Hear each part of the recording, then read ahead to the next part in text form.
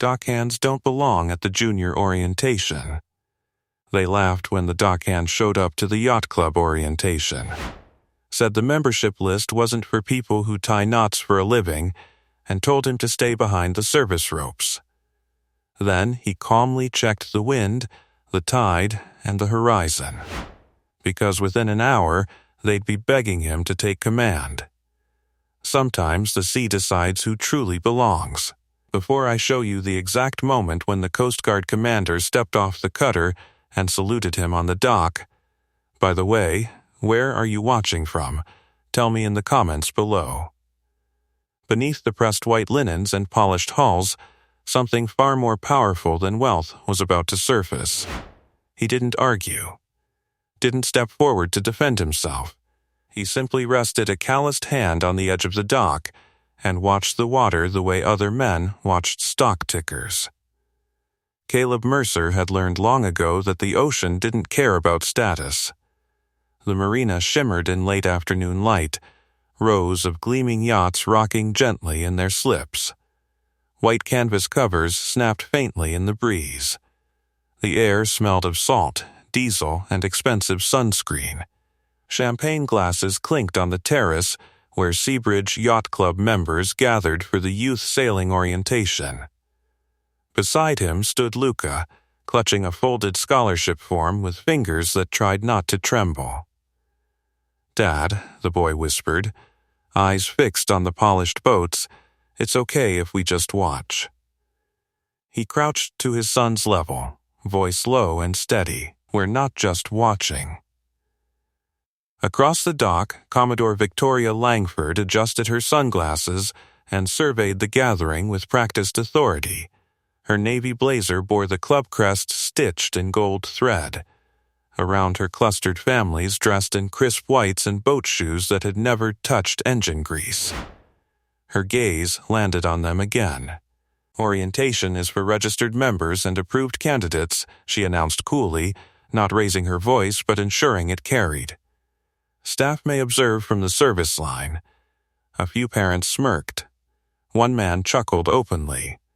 "Guess the help wants sailing lessons." Luca's shoulders stiffened. The dockhand felt it instantly. The way a child absorbs dismissal like a tide soaking into sand. He straightened slowly. "I submitted the scholarship application," he said evenly. He qualified on the written portion. Victoria's smile was tight. "And we appreciate initiative. But legacy considerations matter." Legacy. The word floated between them like a polished buoy marking invisible boundaries. Harold Bennett, an older member leaning on a silver-tipped cane, cleared his throat softly. His eyes moved from the boy to the man beside him, lingering a second longer than the others. The breeze shifted. Subtle, slightly cooler. He glanced toward the open channel beyond the breakwater.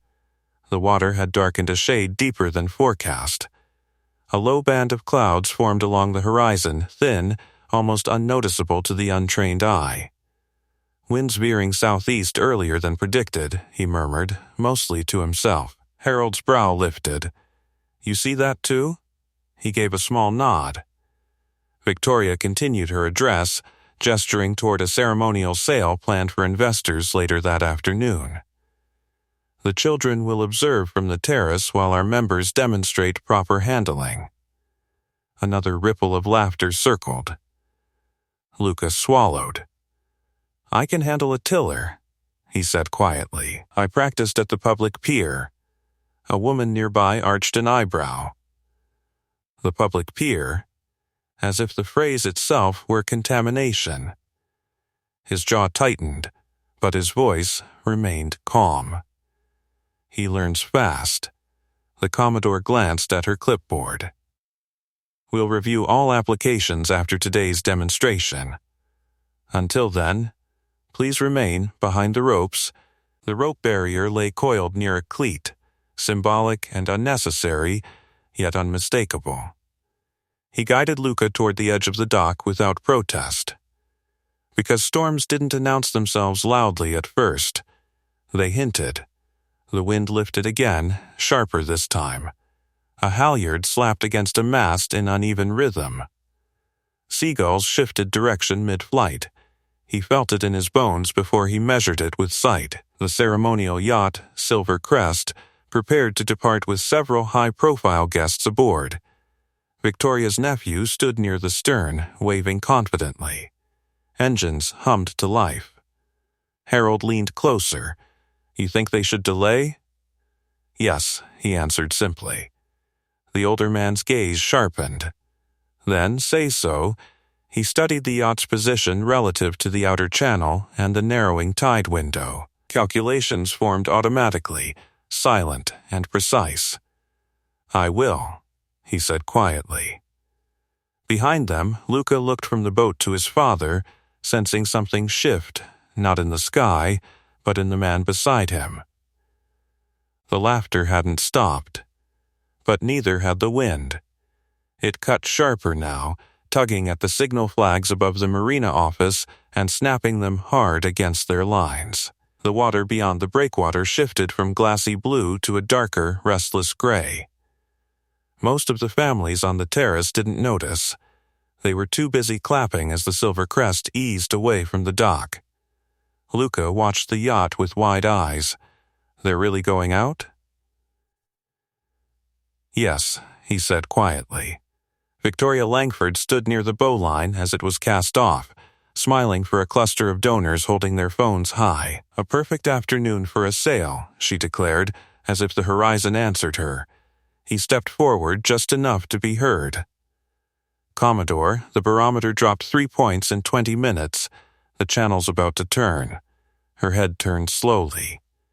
The sunglasses hid her eyes, but not her irritation. "Excuse me?" "Wind's veering southeast," he continued evenly. "There's a squall forming past the shoals. You might want to postpone." A few members exchanged glances. One man laughed. "The dockhand's giving meteorology lessons now?" Another added, "Next he'll be commanding the fleet." Soft laughter rippled again. Victoria's smile tightened. "We appreciate your concern. But we have seasoned sailors aboard." He didn't flinch. "Seasoned isn't the same as prepared." Luca's hand slipped into his. Small, steady, trusting. Harold shifted beside him. The boy's father might have a point, Victoria. She glanced at the older members, surprised by the interruption. "The forecast is clear." He nodded toward the horizon. "Forecasts don't update fast enough." The Commodore hesitated only a fraction of a second before turning back to the departing yacht. Pride outweighed precaution. "Silver Crest, proceed," she called over the handheld radio. The yacht cleared the marina mouth, sails rising cleanly into the wind. Applause followed. Champagne glasses lifted again. He exhaled slowly. The dock vibrated faintly under his boots as a deeper gust rolled in. The halyards began slapping harder now.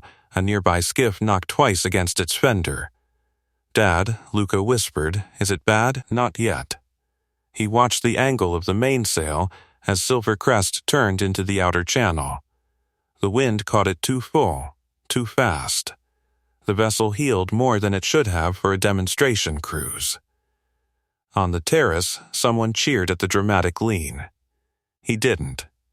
"If you're still watching," he said quietly to no one in particular, eyes never leaving the horizon, "subscribe now, because in a few minutes, laughter's going to turn into panic."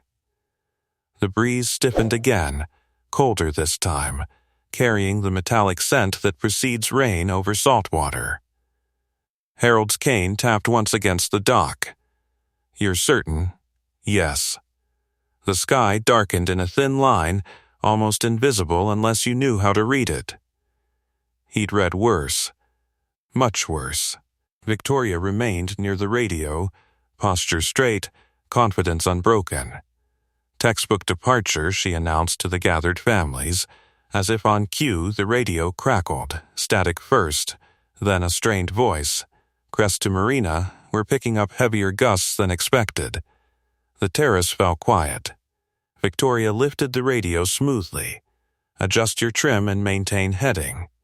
Another burst of static, steering sluggish, his jaw tightened. Rudder response delayed, the voice continued. We're drifting north toward the shoals. Murmurs spread across the dock. Victoria's composure thinned slightly. Correct your course immediately. We're trying. The wind hit harder, this time strong enough to send a folded brochure skittering across the planks at Luca's feet. The Silver Crest's bow angled dangerously toward the rocky inlet just beyond the safe channel. A narrow strip of water separated elegance from impact. Dad, Luca's voice carried a new edge now. He squeezed his son's hand once, then released it gently. Stay with Mr. Bennett. Harold's eyes met his. A silent understanding passed between them. Victoria pressed the radio closer. Activate auxiliary power, engines not engaging. Came the reply, panic bleeding through the static. We've lost propulsion. A sharp gasp rippled through the terrace. Donors lowered their glasses. Children stopped whispering. He stepped toward the nearest safety skiff, already calculating distance, drift speed, wind angle. The squall line reached the breakwater, rain speckling the surface in sudden bursts. Victoria turned toward him, alarm overtaking pride. What are you doing? Buying them time. You're not authorized. They don't need authorization, he said calmly. They need stabilization. The skiff's motor sputtered as he pulled the cord once, twice. It roared to life on the third pull, vibrating beneath his grip. Rain began falling in earnest now, sharp against skin and wood. Silver Crest tilted again, too close to the rocks. On the terrace, the laughter had vanished, and the sea had taken over. Rain struck the marina in hard, slanting sheets, blurring the horizon into a gray wall. The Silver Crest pitched violently as another gust slammed into her starboard side. From the terrace came a collective intake of breath, the sound thin against the rising wind. He guided the skiff out of its slip with steady hands, engine growling beneath him. Water slapped hard against the hull as he cut toward the channel. Every movement was deliberate, no wasted motion, no panic. Behind him, Victoria's voice carried across the dock. You can't just take a vessel.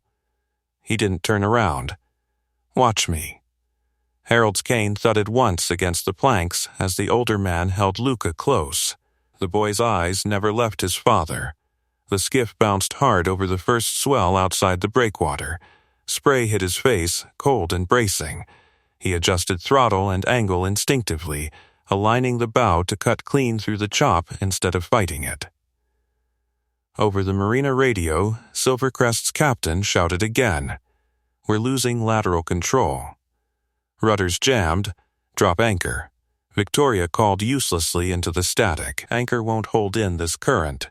He scanned the waterline. The tide was turning faster than they realized. Outgoing current plus crosswind meant drift acceleration toward the shoals. They had minutes, maybe less. He grabbed the handheld radio clipped inside the skiff console and switched to open channel. His voice came calm, measured. Silver Crest, this is marina support. Cut sail to half-mast immediately. Ease tension on the main sheet. There was a pause on the other end. Who is this? Do it, he repeated. Now. The order cut through panic because it wasn't loud. It was certain. On the yacht, figures scrambled. The mainsail slackened slightly, reducing the heel. It wasn't enough, but it was something. He calculated distance again. Wind at 30 knots and climbing. Drift vector north-northeast. Rock face less than 100 yards beyond safe margin. He accelerated. Behind him, sirens wailed faintly from inside the marina office. Someone had finally called the Coast Guard. Good. But they wouldn't make it in time unless the yacht held position. The skiff crested another swell and dropped hard, hull shuddering. He adjusted trim with quick precision, eyes locked on the distressed vessel. Dad, Luca's voice echoed in his memory, not in fear, but in faith. That steadied him more than the engine beneath his hands. Over the radio, Silvercrest's captain sounded strained. "We can't maintain heading." "You don't need heading," he replied. "You need drag." "What?" "Deploy your spare line off the port stern. I'm coming alongside." The rain intensified, drumming against fiberglass and wood. Visibility narrowed to a tunnel of gray. Victoria's voice cut across the dock behind him, distant now. "This is reckless." Harold answered her sharply for once. "It's necessary." The skiff reached the yacht's wake just as another gust shoved Silvercrest dangerously close to the rocks. He could see the white churn where water smashed against stone. He angled the skiff's bow, timing the swell. "On my mark," he said into the radio. "Throw the line." A coil arced through the rain. He caught it cleanly, looping it around the skiff's stern cleat in one fluid motion. "Secure it." He barked. The yacht crew obeyed without question now. He gunned the throttle carefully, not to tow, but to pivot. Using the smaller vessel as a drag anchor, he created lateral resistance against the drift. The line snapped tight. For a heartbeat, nothing changed. Then the yacht's sideways slide slowed, just enough. He adjusted angle again, engine straining under the load. The skiff vibrated violently, but he held steady, countering wind with throttle bursts and subtle steering corrections. "Ease your sail more," he ordered. They complied. The yacht's bow began to respond, inching away from the worst of the rocks. On the dock, gasps replaced laughter entirely. Rain plastered his shirt to his back. His hands moved automatically, muscle memory taking over where fear might have lived. He'd been here before. Different waters, different stakes. Same physics. "Maintain tension," he said calmly. "Don't fight the current, ride it out." The squall peaked with a roar that swallowed everything else.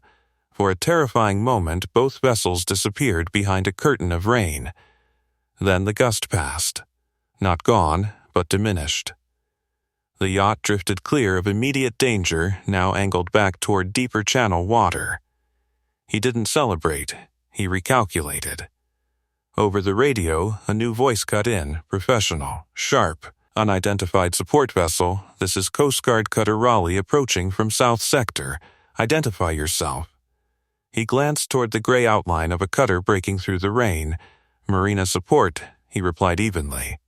"Stabilizing civilian craft.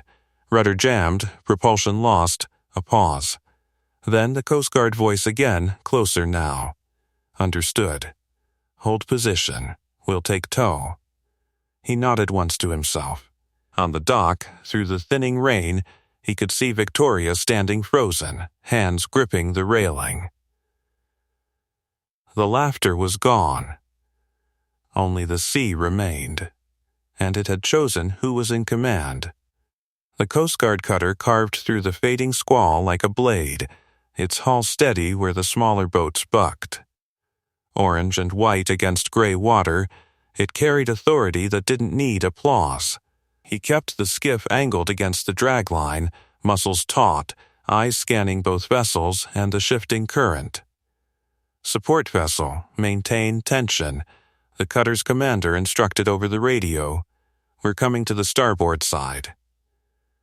"Copy," he answered evenly. The Silvercrest's crew clung to rails and rigging, soaked and shaken. The once proud demonstration yacht now looked fragile, canvas slack, hull streaked with spray and panic. On the dock, club members huddled under awnings, silent. He adjusted the throttle again, easing pressure just enough for the cutter to close the gap without snapping the line. Timing mattered now. Too much force, and the cleat would shear. Too little, and the yacht would yaw back toward danger. "Ease 2 degrees port," he called. The captain aboard Silvercrest obeyed instantly. No hesitation now. No ego. The Coast Guard threw a heavy tow line across. It landed cleanly on the yacht's deck. Crew secured it under the cutter's guidance. "Support vessel, you can release," the Coast Guard voice came through again. He waited half a second longer, confirming tension transfer from skiff to cutter. Then he unlooped the dragline and backed the skiff away smoothly. The Silver Crest straightened under official tow, guided toward safe water with practiced precision. Only then did he allow himself a slow exhale. Rain thinned to mist. Wind softened to a restless breeze. The crisis had shifted from survival to aftermath. He steered the skiff back toward the marina, engine humming lower now. As he approached the dock, dozens of eyes followed him. The same eyes that had smirked earlier. He cut the motor and secured the line with efficient hands. For a moment, no one spoke. Water dripped from his sleeves onto polished planks that had never known grease or grit. His boots left wet prints across the immaculate dock. Victoria descended the steps from the terrace slowly, composure returning in fragments. But something in her expression had changed, less rigid, less certain. "That was dangerous," she said carefully. "Yes," he replied. "You could have capsized." "Yes." A flicker of frustration crossed her face. "You acted without authorization." He met her gaze calmly. The rocks didn't need authorization. Harold let out a quiet breath that almost sounded like a laugh. Behind them, the Coast Guard cutter eased into the marina entrance, towing Silver Crest behind it like a humbled trophy. Sirens cut off as they neared. Crew members moved with disciplined efficiency, securing lines, assessing damage. The cutter's ramp lowered. A tall woman in command uniform stepped onto the dock, cap brim shadowing sharp, focused eyes. Commander Elise Navarro. She scanned the scene once, taking in the wet planks, the shaken yacht crew, the marina staff clustered near the edge. Then her gaze landed on him. It held there. Recognition sparked before words did. She walked toward him through the quiet crowd, boots striking the dock with crisp authority. Victoria straightened instinctively, expecting the commander's attention. Instead, Navarro stopped directly in front of the dockhand. For a heartbeat, the marina held its breath. The commander studied him openly, rain still clinging to his hair, shirt soaked, hand steady. "Well," she said, voice low but carrying. "I wondered if that was you." A few club members exchanged confused looks. He inclined his head slightly. "Commander," Victoria's eyes flicked between them. Navarro stepped back half a pace, not in dismissal, but in respect. "Former Chief Petty Officer Caleb Mercer," she said clearly enough for everyone on the dock to hear. "Rescue swimmer. Sector Atlantic." The words hit the air like a flare. Murmurs rippled outward. Luca pushed forward from Harold's side, eyes wide. Victoria blinked once. "Rescue swimmer?" Navarro didn't look away from him. Decorated for 3 offshore extractions during Hurricane Elias. Saved 14 lives in one night. Silence deepened. He shifted slightly, uncomfortable with the attention. It was a team effort. The commander's mouth curved faintly. "It always is." She removed her cap. And then, in full view of the yacht club members who had laughed less than an hour ago, Commander Elise Navarro raised her hand in a crisp, formal salute. It cut through the marina, sharper than the earlier wind. Gasps followed. Even Harold straightened instinctively. He hesitated only a fraction of a second, old instinct battling humility, before returning the salute with equal precision. The gesture was brief. But it changed everything. Victoria stood motionless, the weight of public reversal settling across her shoulders. The dockhand they'd told to stay behind the ropes had just been honored by the Coast Guard, and every single person on that dock had witnessed it. The salute still hung in the air like the echo of a bell long after their hands lowered. Rain dripped from the marina awnings in uneven rhythms. The Silver Crest, now secured under Coast Guard supervision, looked smaller somehow, less invincible. Luca broke the silence first. "You were in the Coast Guard?" he asked, staring up at his father as if seeing him in a new light. He crouched slightly, meeting his son's eyes. Yeah. You never told me you saved people in hurricanes. A faint breath escaped him. I didn't want it to be about that. Commander Navarro stepped closer, her presence firm but not intrusive. He didn't just save people, she said gently. He led teams through water most seasoned captains won't even enter. Victoria's composure fractured at the edges. Why are you working as a dockhand? She asked, the question more fragile than accusatory now. He stood again, water still dripping from his sleeves. Because the sea doesn't disappear when you leave the service, and neither does responsibility. Navarro's gaze softened. You left after Elias. He nodded once. Injury? She asked quietly. Rotator cuff, he replied. Enough to end deployment clearance. Not enough to keep me off the water. A murmur rippled through the members gathered near the terrace. The narrative was shifting under their feet. If you're still watching this unfold, subscribe now, because what happens next isn't about applause, it's about accountability.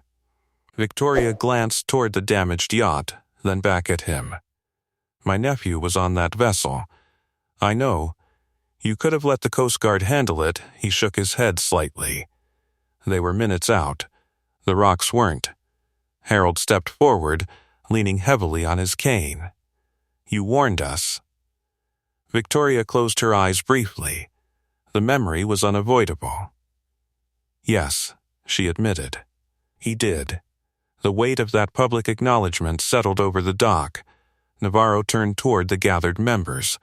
For the record, if Mr. Mercer hadn't stabilized that vessel before we arrived, you'd be looking at hull breach and possible casualties. The word casualties hit harder than the earlier laughter. Silence deepened. Luca's small hand found his father's again. You knew it would turn bad, the boy said softly. He squeezed gently. I felt it. Navarro studied him a moment longer. Sector Atlantic could use someone like you back in advisory capacity, she said. Storm training, civilian marina coordination. Victoria stiffened slightly at the implication that her club had required outside intervention. He met the commander's gaze calmly. I've got other priorities. Navarro glanced at Luca and nodded knowingly. Understood. A breeze moved through the marina, calmer now, carrying the scent of wet rope and humbled pride. Victoria stepped forward, her voice measured. Mr. Mercer, Caleb, I owe you more than thanks. He didn't respond immediately. Because this wasn't about gratitude. It's not about me, he said evenly. Your safety protocols are outdated. No squall response drill. No cross-current contingency. You launched into unstable tide. Several board members shifted uncomfortably. Victoria absorbed the critique without deflection this time. You're right, the admission was quiet but seismic. Harold's cane tapped lightly. Perhaps it's time the club listens to experience instead of titles. A few members nodded reluctantly. Navarro replaced her cap. I'll file my report noting civilian intervention prevented structural damage. I suggest you consider appointing him as safety consultant. The words hung there. Victoria hesitated only a moment before speaking. Would you consider advising us? He looked out over the water first. The squall had passed, leaving the harbor reflective and deceptively calm. I'll consider it, he said. For compensation, she added quickly. He shook his head once. For preparedness, Luca looked up at him, pride radiating from his small frame. Does this mean I can still do the sailing thing? A few nearby parents flushed faintly. Victoria met the boy's eyes. It means, she said carefully, you're officially invited to join. The rope barrier near the cleat suddenly felt ridiculous. Harold bent slightly toward Luca. Legacy isn't just inheritance, son. Sometimes it's example. The boy nodded solemnly. Navarro gave him one final look. Good to see you steady, Chief. Always, he replied. The commander turned back toward her cutter, issuing crisp instructions as crew secured final lines. The marina remained quiet, not with shock now, but with reflection. He felt dozens of eyes on him again, but the weight had changed. Respect didn't roar, it settled. And for the first time that afternoon, the sea was calm enough to hear it. The marina held its silence a moment longer, as if even the gulls understood something had shifted. The silver crest rocked gently now under secure lines, no longer a symbol of effortless wealth, but a reminder of how quickly control can slip. Victoria stood facing him, rain drying against her blazer, pride replaced by something far more complicated. "You were right," she said again, this time not to the crowd, but to him. He nodded once. "The water usually is." A faint, almost unwilling smile touched Harold's face. Navarro stepped back toward the cutter, but not before turning slightly. "Chief," she called, voice carrying just enough. "Your lateral pivot was textbook. You haven't lost it." A ripple moved through the dock at that word. "Chief." Victoria glanced sharply at him. "You held rank?" For a while, he replied simply. "And you never mentioned it?" He shrugged lightly. Didn't seem relevant. The Commodore looked around at the gathered members, at the terrace where laughter had echoed less than an hour ago. Several avoided her eyes now. Others studied him openly, recalibrating their assumptions. "The club prides itself on excellence," she said slowly. And yet today, excellence stood behind a service rope. The words weren't defensive, they were an admission. Harold shifted his weight. Pride can cloud judgment. Victoria inhaled deeply, then faced the group fully.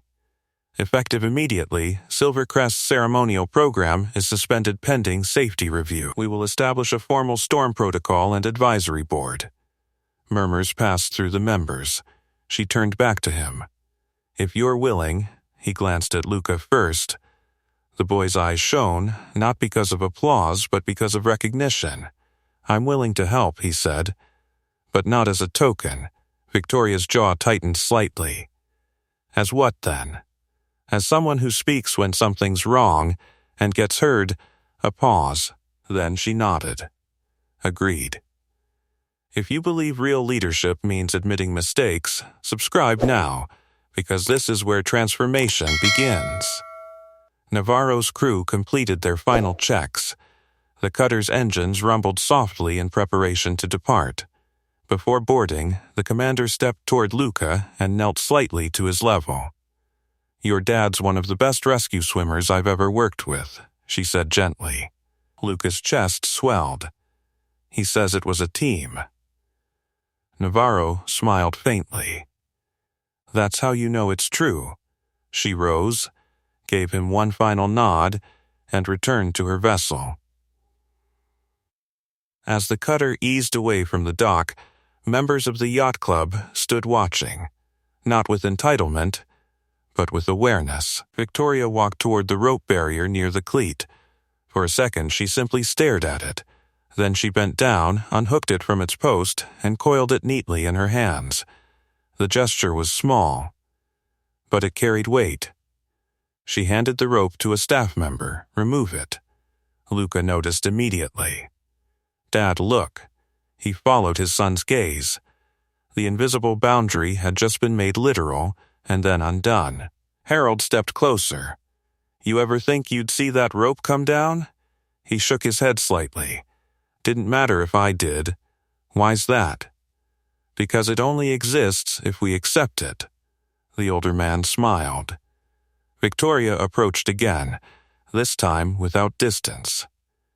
"Your application for the Youth Sailing Scholarship," she said carefully, addressing Luca directly. "It will be reviewed today." "Thank you, ma'am," the boy replied, voice steady. She hesitated, then added, "And regardless of outcome, you're welcome on these docks." The sincerity felt real. The dock crew, men who had worked alongside him for months, watched from near the maintenance shed. One gave a subtle nod, another clapped him once on the shoulder as he passed. No fanfare, just acknowledgement. The sky had cleared almost completely now, streaks of sunlight cutting through retreating clouds. The harbor shimmered again, but differently, less decorative, more honest. Victoria folded her hands in front of her. I misjudged you. He met her gaze without bitterness. You misjudged the uniform.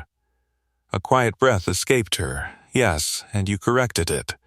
The words landed gently but firmly. Harold tapped his cane once more. That's what matters. Across the marina, children began whispering again, but now the whispers were about rescues and storms, not status. Luca looked up at him. Can we still learn to sail? He smiled faintly. We just did. The sea lapped softly against the dock, as if sealing the moment. Respect hadn't been demanded. It had been earned. And this time, no one was laughing. The dock settled into a strange, reflective quiet. Conversations resumed in low tones, stripped of their earlier arrogance. The Silvercrest's crew moved carefully across the deck, inspecting rigging and rudder with new humility. The word legacy no longer floated as confidently through the air. He stood near the edge of the marina, eyes drifting over the water that had nearly claimed the yacht. The tide had turned fully now, current smoothing into a slower, predictable rhythm. The sea always moved on. Luca stayed close at his side, still processing what he had witnessed. You were a chief, the boy said softly, almost testing the title. For a while, he replied, Why didn't you ever tell me? He looked down at his son, weighing the answer. Because I didn't want you thinking respect comes from rank. Where does it come from? He nodded toward the harbor.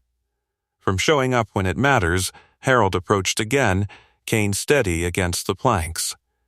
The board's gathering inside, he said quietly. Emergency meeting. Victoria stood a short distance away, speaking with two senior members. Her posture was no longer defensive. It was deliberate. She's going to ask you formally, Harold added. For what? To lead safety review. He exhaled slowly. I don't need a title. Maybe not, Harold replied, but the club needs direction. Across the dock, maintenance crew began resetting lines and coiling ropes disturbed by the squall. The smell of wet canvas lingered, mixing with diesel and salt. Familiar, honest. Victoria finally stepped toward them. Mr. Mercer, she said, voice steady but changed. We're convening the board. I would like you present. He studied her carefully. There was no condescension left, only accountability. On one condition, he said. Her brow lifted slightly. Which is, that this isn't symbolic. A faint crease formed between her eyes. Explain. I won't sit at a table just so the club can say it consulted the dockhand who saved a yacht. Several members nearby shifted uncomfortably. I'll sit there, he continued, if you're prepared to change procedures. Mandatory storm drills. Channel current briefings before launch. Real authority to halt departures. Silence hung heavy. Victoria didn't look away. You'll have it. Harold nodded once, approval clear. Luca squeezed his father's hand again. Does that mean you're in charge? He smiled faintly. No. It means I get to speak.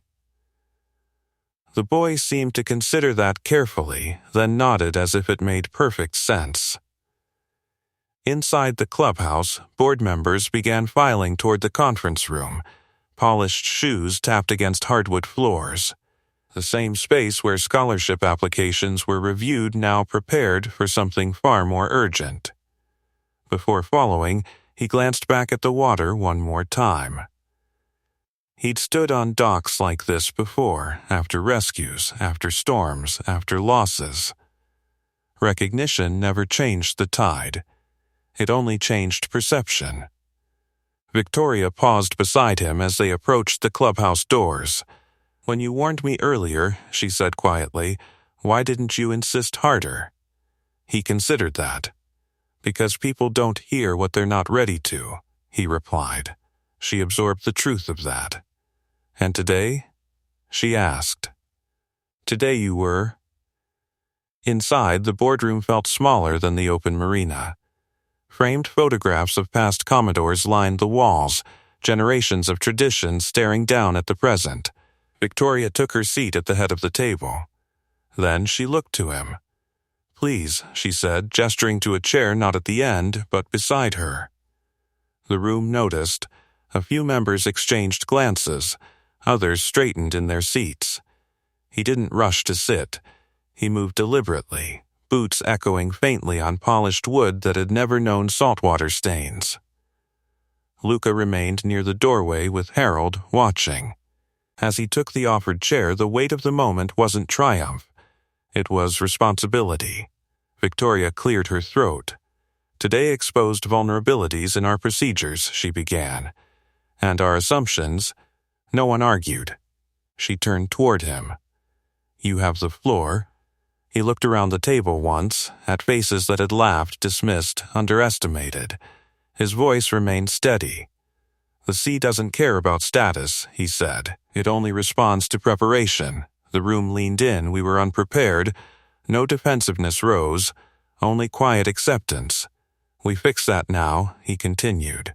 Or next time, we won't be this lucky. Outside the clubhouse windows, the harbor glinted in fresh sunlight, deceptively peaceful. But inside, something far more powerful than weather had shifted. Authority had changed shape. And for the first time in the yacht club's history, it wasn't determined by inheritance. It was determined by competence. The boardroom held that truth in uneasy silence.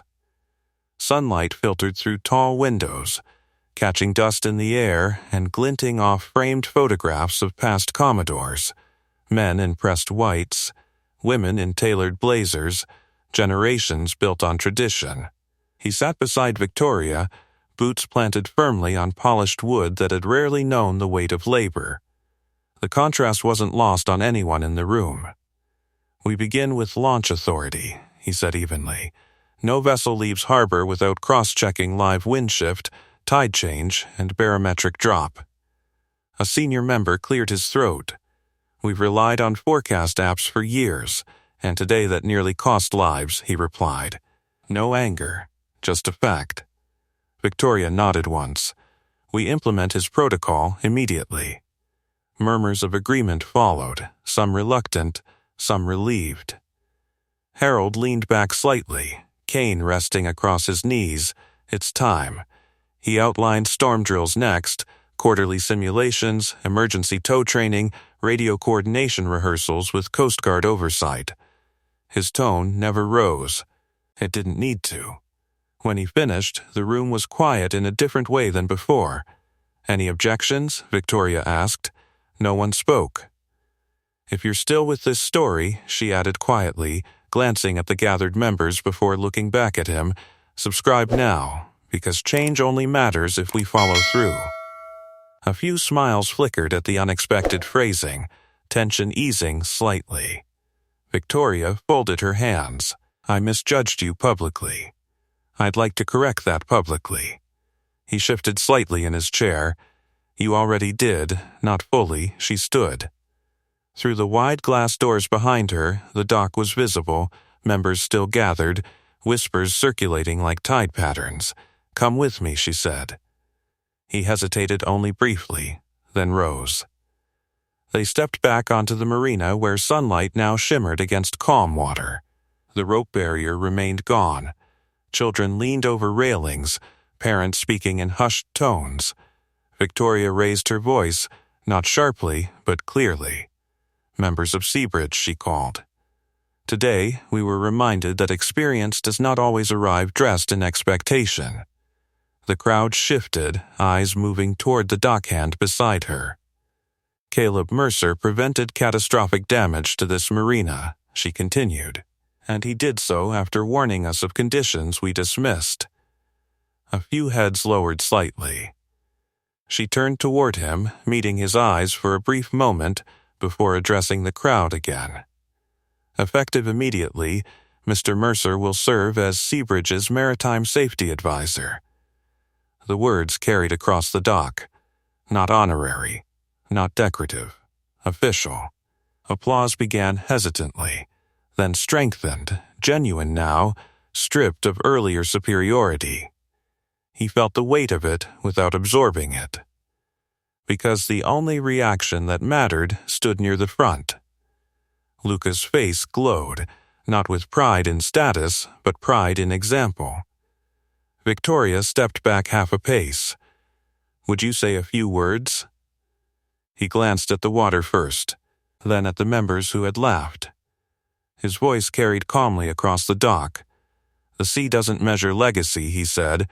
"It measures readiness." Silence held steady. "Today we were lucky. Next time we won't rely on luck." He didn't embellish, didn't dramatize. He simply told the truth. Harold's cane tapped once in quiet approval. A younger parent stepped forward slightly. "Will there be open safety sessions for families?" "Yes," he answered immediately. "All families." The emphasis didn't go unnoticed. Victoria nodded. "Scholarship applications will also be reviewed without legacy waiting." A subtle shift rippled through the crowd at that. Luca blinked. "Really?" Victoria met the boy's gaze directly. Really. The air felt lighter now, not because the storm had passed, but because something else had been cleared. Navarro's cutter was already a distant silhouette on the horizon, but her salute lingered like a seal on the day. He felt something small brush against his hand. Luca pressed a tiny metal pin into his palm, an old Coast Guard insignia he'd found tucked in a drawer months ago. "You forgot this," the boy whispered. He looked down at the worn emblem, edges dulled with time. Symbolic. Not of rank, of service. He clipped it discreetly inside his jacket pocket, not displayed, but carried. Victoria noticed the gesture. "Thank you," she said quietly, "not just for the rescue, but for the lesson." He inclined his head slightly. The dock resumed its movement, but differently now. Conversations included him instead of circling around him. Crew members straightened with new purpose. Even the Silver Crest's polished hull seemed less imposing. Respect hadn't arrived with wealth. It had arrived with competence. And for the first time at Seabridge Yacht Club, those two weren't confused. The applause faded into conversation, but the tone had changed. It wasn't the polished murmur of status signaling anymore. It was quieter, thoughtful, measured. He stepped back toward the working side of the dock instinctively, toward coiled ropes and fuel drums and the maintenance shed that had always felt more honest than the terrace. A few members followed, not out of curiosity this time, but intention. Mr. Mercer, one of the board members, said, adjusting his cufflinks nervously, "How soon can we begin the drills?" "Tomorrow morning," he replied without hesitation. The man blinked. "Tomorrow?" The sea doesn't wait for scheduling convenience. That earned a small, embarrassed nod. Harold approached, slower now, but steady. "You didn't gloat," he observed. "There's nothing to gloat about," he answered. "You were mocked," he shrugged lightly. And then the wind shifted. Harold smiled faintly. "You're kinder than I would have been. Kindness isn't the point. What is?" "Competence," he said simply. Behind them, Luca traced the edge of the dock with his sneaker, watching gulls skim low over the water. Victoria stepped down from the terrace again, this time alone. Without sunglasses. Without the polished armor she'd worn earlier. "I meant what I said," she began. "About the scholarship review."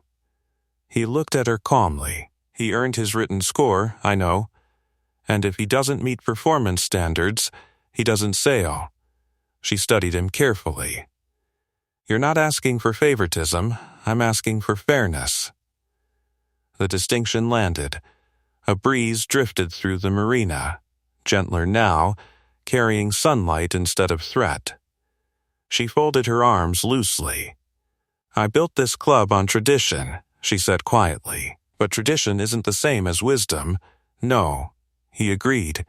It's memory. Wisdom adapts. Her gaze moved briefly toward the horizon where the Coast Guard cutter had disappeared. You could have embarrassed us, he considered that. The sea did that. And you could have let it. A beat of silence passed. I didn't do it for you, he said. I know. The honesty between them felt cleaner than any apology. If you're still here, subscribe now, because transformation doesn't end with one rescue.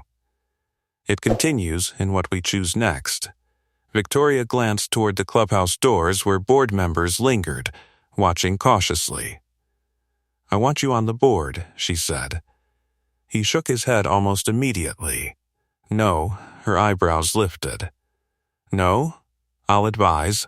I'll train.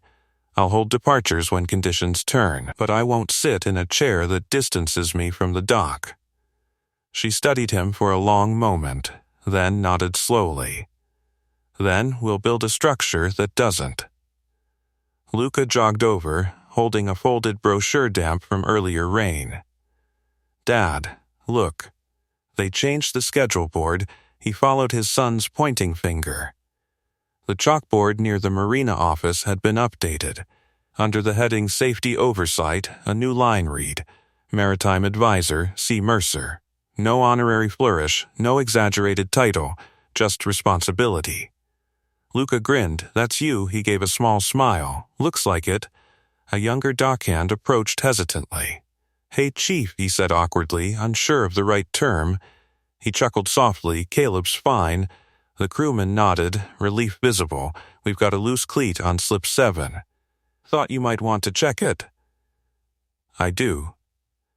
Victoria watched as he moved toward the working end of the marina without ceremony. Not toward the applause, toward the repair. That's why he belongs here, Harold murmured beside her. She didn't argue. He knelt beside the cleat, tightening bolts with steady precision. The act was small compared to what had happened, but it mattered just as much, because storms weren't the only danger. Neglect was quieter. Luca crouched beside him. You're still fixing stuff, the boy said. Always. Even after they saluted you? Especially after. The boy considered that seriously. Across the dock, members resumed normal routines, but there was awareness now. Conversations included talk of drills and preparedness instead of only regattas and galas. Victoria stood at the terrace railing, watching the marina not as a stage, but as a system. She called down to him one last time that afternoon. Mr. Mercer. He looked up. Thank you, she said, not formally, not performatively, just truthfully. He nodded once. Then returned to tightening the cleat, because respect, like seaworthiness, required maintenance, and this time the entire club understood that. The sun dipped lower over the marina, casting long amber streaks across the water. The earlier storm felt distant now, reduced to damp planks and folded sails left to dry, but its lesson lingered like salt on skin. He stood at the edge of slip 7, testing the tightened cleat with a firm pull. Solid. Reliable. The kind of detail no one notices until it fails. Luca hovered nearby, watching with quiet admiration. Why does that one matter? The boy asked. Because when the wind pulls hardest, he said, tugging the rope once more, this holds everything steady. Luca nodded as if absorbing something bigger than hardware. From the terrace, Victoria descended again, this time carrying a binder instead of authority. She approached without hesitation, heels clicking lightly against the dock. We've scheduled the first safety drill for Saturday, she said. Mandatory attendance. Good, he replied, wiping his hands on a cloth. Some members are unsettled. By change? Yes. He glanced toward the clubhouse where a small cluster of senior members spoke in tight circles. Unsettled isn't the same as opposed, he said calmly. They just haven't felt the rocks yet. She exhaled softly. You have a way of saying things that make discomfort unavoidable. That's the point. The marina crew moved with renewed purpose. Dockhands double-checked lines. Radios were tested. A new weather monitor was being mounted near the office window. Harold approached slowly, surveying the activity. "Haven't seen this much practical energy here in years," he observed. Victoria allowed herself a faint smile. "Neither have I." He looked at her directly. "You're handling this well. I nearly didn't." "But you did." A beat of silence passed between them. Not strained, but reflective. If you've stayed with this story, subscribe now, because the real test of respect isn't applause. It's follow-through. A black SUV rolled into the marina parking lot. Several board members stepped out, dressed sharply, expressions cautious. They approached the dock together, stopping a few feet away from him. "Mr. Mercer," one began, clearing his throat, "we'd like to discuss liability." He straightened slowly, meeting their gaze without tension. "Safety reduces liability," he said. "Yes, but your intervention today prevented a hull breach," he finished. Another board member shifted. "And we're grateful, truly. But some donors feel the public nature of the salute altered perceptions." He tilted his head slightly. "Of what?" "Of hierarchy." The word hung in the air. He didn't react with anger. "Hierarchy doesn't stabilize a vessel in 30-knot winds," he said evenly. Silence followed. Victoria stepped beside him, not behind, not above. "He's correct," she said firmly. Our perception needed altering. The board members exchanged glances, realizing the alignment had shifted. "We're proposing a formal advisory contract," one offered quickly. "Compensation commensurate with—" "I don't need a contract to act when something's wrong," he replied. "But structure ensures consistency," Victoria added gently. He considered that. "Fine," he said, "but include dock crew training in the agreement. Not just members." The board member blinked. "Dock crew?" "Yes." A pause, then a reluctant nod. "Agreed." Luca tugged lightly at his father's sleeve. "Does that mean everyone learns together?" He smiled faintly. "That's the idea." The SUV doors closed softly behind the board members as they returned to their meeting inside. Their posture was less rigid now, less insulated. Victoria remained. "You could have leveraged this differently," she said quietly. "How?" "Title, influence, prestige." He glanced out over the water again. "Prestige doesn't interest me. What does?" He looked down at Luca. "Belonging." Her expression softened. Across the marina, children began running along the dock again, laughter returning, but lighter now, less sharp. The chalkboard schedule near the office had already been updated again. Storm drill, Saturday, 0800 hours. Lead. Maritime advisor. The handwriting wasn't ornate. It was practical. He felt a hand slip into his again. "Dad," Luca said softly, "I wasn't embarrassed when they laughed." He looked down, surprised. "I knew you'd know what to do." The words landed deeper than applause ever could. He squeezed the boy's hand once. Victoria watched the exchange quietly. "I'm glad you stayed," she said. "So am I," he replied. The harbor reflected the setting sun in molten streaks, deceptively calm once more. But beneath that surface, something fundamental had changed. Respect no longer flowed in one direction. It moved like the tide, earned, tested, and real. The marina glowed under the last stretch of sunset, amber light sliding across polished hulls and weathered pilings alike. The storm had scrubbed the sky clean, and with it, something inside the yacht club felt newly exposed. He stood near the harbor office as dockhands mounted the final bracket for the upgraded wind gauge. The small device blinked to life, numbers steady and clear, not decorative, functional. Victoria approached quietly, no entourage this time. "The contract draft is ready," she said, holding out a folder. You can review it tonight." He took it, but didn't open it immediately. "What's in it?" Authority to delay launches, mandatory drill enforcement. Direct line to the Coast Guard sector office. He raised an eyebrow slightly. "You move fast. I learned something about delay today," she replied. He nodded once. Harold joined them, leaning against the railing overlooking the channel. "I've been part of this club for 37 years, the older man said. "Never seen a rope come down before. It shouldn't have been there," he answered. "No," Harold agreed. "It shouldn't." Across the dock, Luca sat on an overturned bucket near the maintenance shed, watching the crew test emergency flares under supervision. He wasn't playing. He was learning. Victoria followed his gaze. "He's observant. He has to be." She looked back at him. "You didn't correct me earlier when I called this club mine." He tilted his head slightly. "It is yours. And now it belongs to whoever protects it." The words didn't sting. They settled. If you've walked this far with us, subscribe now, because legacy isn't inherited. It's rebuilt. The boardroom lights flickered on inside the clubhouse. Members moved through the glass doors carrying binders instead of wine glasses. The visual contrast was stark.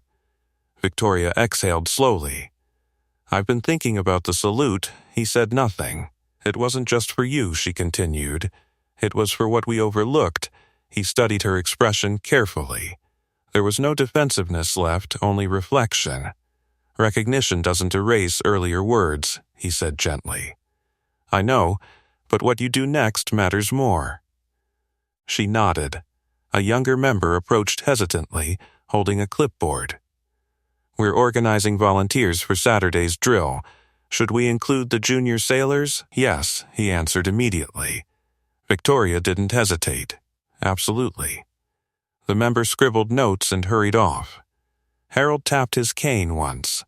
"You've shifted the culture in a single afternoon." He shook his head. "The storm did." "Storms expose," Harold replied. "People decide what to do with it." A quiet settled between them again, comfortable now. Luca jogged over, cheeks flushed. "They let me help set up the life jackets." "Good," he said. "And Mr. Bennett says I can practice knot drills tomorrow. Then we'll be here." Victoria smiled faintly at the boy. "You'll make a fine sailor."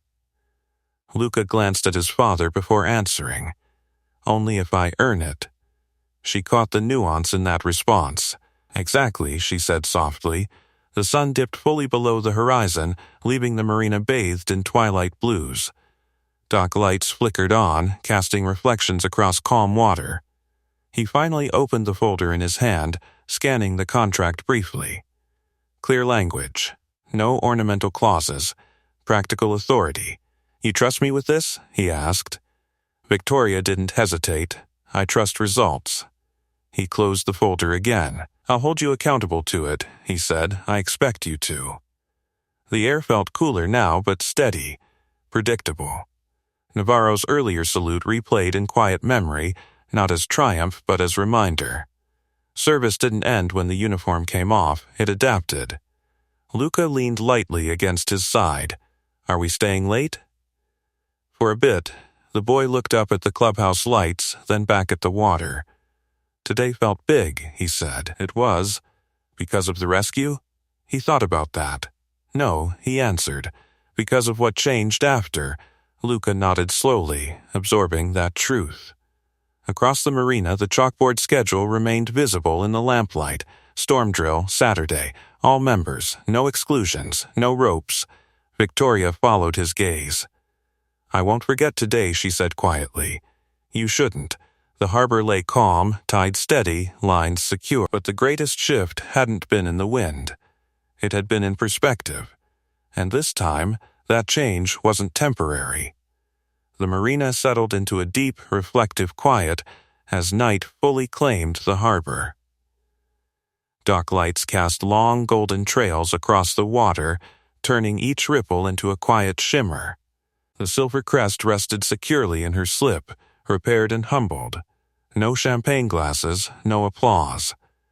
Just ropes tied correctly and lines checked twice. He walked the dock one final time before heading home, boots moving with familiar ease over weathered planks. Luca followed close behind, carrying a small coil of practice rope like it was treasure. "Are we coming back tomorrow?" the boy asked. "First light," he answered. "For drills?" "For responsibility." Luca seemed to like that word. Victoria stood near the clubhouse entrance watching them approach. The blazer was gone now.